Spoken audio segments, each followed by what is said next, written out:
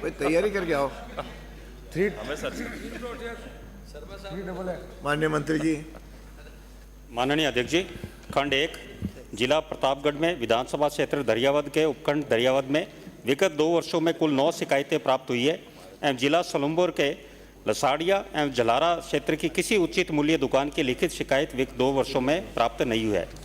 विधानसभा क्षेत्र दरियावद में उक्त 9 शिकायतों में 6 उचित मूल्य दुकानदारों का निलंबन एवं 2 उचित मूल्य दुकानदारों की प्रतिभूति राशि जब्त की गई एवं 1 की शिकायत निराधार पाई गई।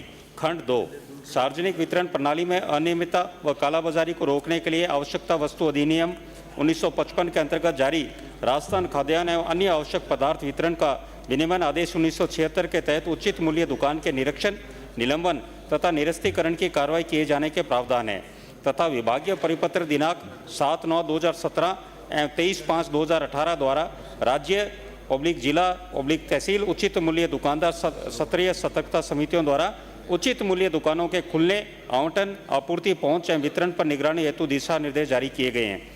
वर्तमान में राज्य सरकार द्वारा उचित मूल्य दुकानों पर बायोमेट्रिक सत्यापन के उपरांत राशन वितरण ऑनलाइन पोस्ट मशीन की सहायता से किया जा रहा है। साथ ही बायोमेट्रिक सत्यापन नहीं होने पर आइरिस मशीन के द्वारा भी सत्यापन किए जाने की सुविधा है।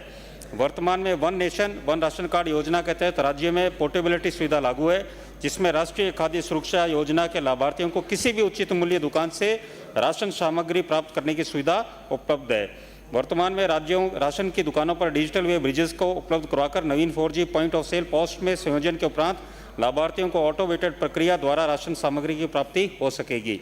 वर्तमान में प्रदेश की समस्त उचित मूल्य दुकानों पर प्रदेश के राष्ट्रीय खाद्य सुरक्षा योजना के चयनित लाभार्थियों की माननीय सर्वोच्च न्यायालय के निर्णय के परिप्रेक्ष्य में पोस्ट मशीनों के माध्यम से बायोमेट्रिक सत्यापन KYC करवाई जा रही है। माननीय सदस्य, वर्तमान में जब जांच चले तब तक अन्य को देने का विचार रखते हैं क्या?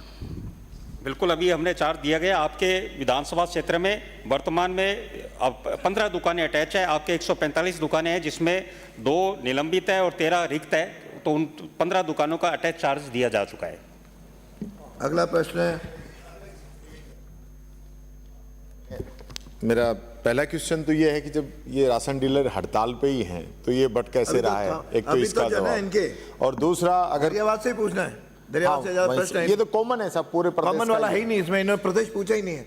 नहीं, ये ना राशन वितरण प्रणाली पूरे राजस्थान की सेम है साहब, और हड़ताल भी पूरे राजस्थान में है। मेरा ये स्पेसिफिक सिंपल सा क्वेश्चन है, अगर कोई व्यक्ति, पहला तो ये हड़ताल है वो कब तक समाप्त हो जाएगी, दूसरा ये कोई व्यक्ति किसी माह में अगर राशन नहीं ले पाता है तो उसको आगे क्या व्यवस्था है सरकार की तरफ से? माननीय मंत्री जी। माननीय अध्यक्ष जी, मैं नेता प्रतिपक्ष जी को बताना चाहूँगा कि जो राशन डीलरों की जो बात है उनके लिए हमारा प्रयास चल रहा है समाधान का।